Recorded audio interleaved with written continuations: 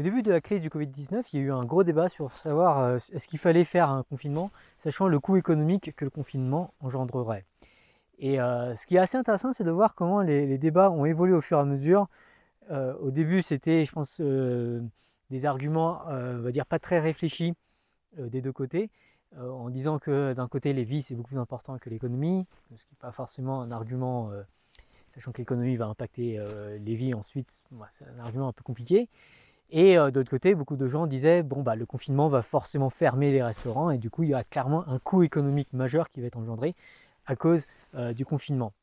Et là encore, c'est un argument un peu rapide. Ce qui est assez intéressant, c'est de voir qu'au fur et à mesure du débat, il y a des arguments plus intéressants qui ont été mis en avant. Et petit à petit, en particulier, les arguments sont de plus en plus devenus contrafactuels. Alors qu'est-ce que c'est dire qu'un argument contrafactuel? Ça veut dire que pour juger si une décision A est meilleure qu'une décision B, bon ici confinement ou pas de confinement, l'idée de la pensée contrefactuelle ou de l'argument contrafactuel, c'est de se poser la question si A arrive, quels sont les futurs probables? Qu'est-ce qui va arriver? Et je pense que c'est important d'ajouter le mot probable parce qu'il faut se rappeler que, surtout au début de la pandémie, et aujourd'hui encore, il y avait énormément d'incertitudes. Du coup, il fallait absolument raisonner avec l'incertitude. Du coup, la question de savoir est-ce qu'il fallait faire un confinement ou pas, c'était la question de quels sont les futurs probables si on fait un confinement. Et il faut surtout, de façon intéressante, comparer cela à quels sont les futurs probables si on ne fait pas de confinement. Et là, on se rend compte que dans les deux cas, il va y avoir des coûts assez énormes en termes de vie et en termes économiques. Et voilà, l'argument de ceux qui pensent que le confinement était vraiment une bonne décision, ça va être plutôt dans ce cadre qu'il y ait eu confinement ou pas, il y aurait de toute façon eu un coût économique majeur et il aurait peut-être été comparable au coût économique tel qu'il a effectivement eu lieu, puisque on peut largement imaginer que s'il y a une énorme pandémie, les gens iront beaucoup moins au restaurant et dans les bars. Mais de l'autre côté, il y avait quand même un argument pour dire que peut-être qu'avec d'autres mesures, on aurait quand même pu réduire, aplatir la courbe, comme on le disait à l'époque, c'est-à-dire réduire la surcharge hospitalière en particulier, tout en évitant un désastre économique aussi grand que celui qui a eu lieu. Voilà, j'ai pas envie de m'intéresser trop à ce débat, parce que c'est un débat intéressant. Et voilà, on peut juger a posteriori, mais je pense que ce qui est intéressant, c'est de juger a priori au moment où il fallait prendre la décision. Et bon voilà, il y a beaucoup de réflexions intéressantes à faire.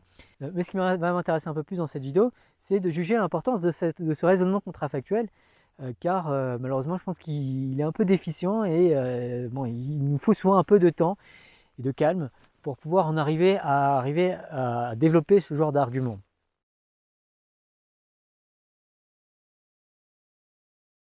Bref, tout ça pour en venir au sujet de la vidéo d'aujourd'hui, qui consiste à vous encourager à avoir davantage ce réflexe, à vous demander, lorsqu'il y a une décision à prendre, de toujours raisonner en termes de contrafactuel, c'est-à-dire à toujours comparer deux actions, ou plusieurs, ça peut être plus, mais au moins deux actions à prendre, et surtout à comparer les conséquences des deux actions et à les comparer.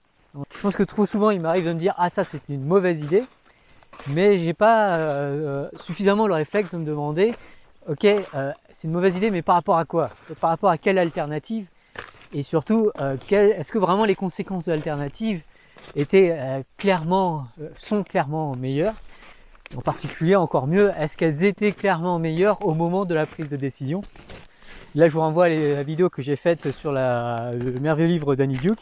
Et j'en profite aussi pour faire de la publicité pour le nouveau livre d'Annie Duke qui s'appelle How to Decide, qui correspond vraiment à un livre sur la pensée contrafactuelle, sur comment prendre des décisions, comment comparer les conséquences de différentes actions. Et je pense que naturellement, lorsqu'on se met beaucoup plus dans cet état d'esprit, on va être amené à beaucoup plus chercher à parier sur l'avenir, à imaginer les futurs probables. Je pense que c'est beaucoup plus facile après de s'habituer à mettre régulièrement à jour ce qu'on croit, puisqu'on devient alors beaucoup plus conscient sans doute que les opinions d'un jour ne sont pas forcément celles du lendemain, surtout si entre-temps il y a des nouvelles données qui sont tombées. Bref, c'était une courte vidéo pour vous encourager à raisonner de façon contrafactuelle.